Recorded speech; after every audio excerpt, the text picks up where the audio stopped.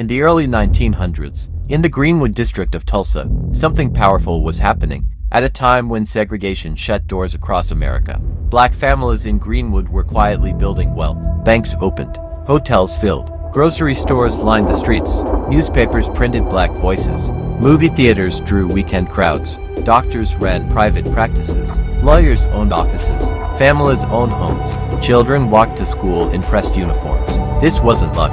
Money circulated inside the community again and again. Historians later noted that a single dollar could change hands dozens of times. Before leaving Greenwood, that's how real wealth grows, through ownership, cooperation, and time. Soon, the district earned a powerful nickname, Black Wall Street.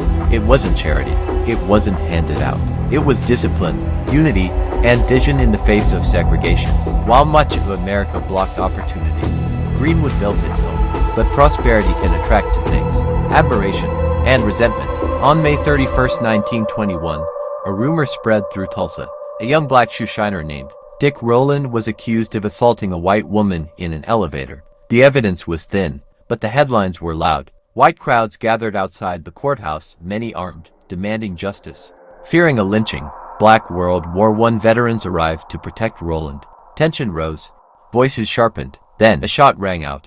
In seconds, fear turned into fury. Over the next 24 hours, Greenwood was invaded. White mobs flooded the district. Homes were looted then burned. Businesses were destroyed. Witnesses reported planes flying overhead, some dropping incendiary devices. Families ran through smoke-filled streets. Children hid under beds. Gunfire echoed through the night. Blocks that took decades to build were erased in hours. By the time it ended, as many as 300 black residents were dead. More than 1,200 homes were gone. Thousands were left homeless overnight. Generational wealth wiped out in a single day. Insurance claims were largely denied. Officials blamed the victims, and no one was held accountable. For years, many textbooks softened the truth, calling it a riot. But survivors knew better. This was the Tulsa Race Massacre, and the damage didn't end with the flames. It stole economic momentum. It erased land ownership. It disrupted opportunity meant to compound for generations. Then came the silence. For decades, the story was buried. Records disappeared. Survivors were pressured to stay quiet. Children grew up never learning what happened just miles from home. History wasn't just forgotten. It was edited.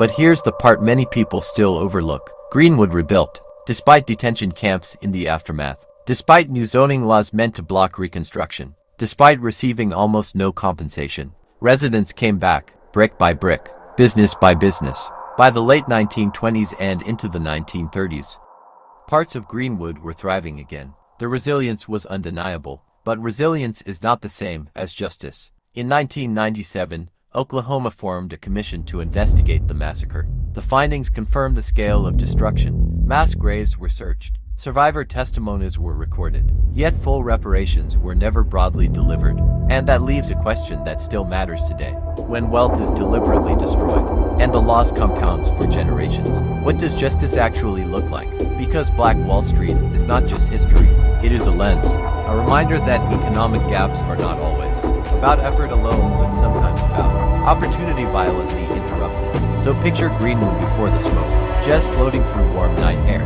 shop windows glowing, bank ledgers growing thicker each month. Then picture the flames, and ask yourself, what would America look like today if Black Wall Street had never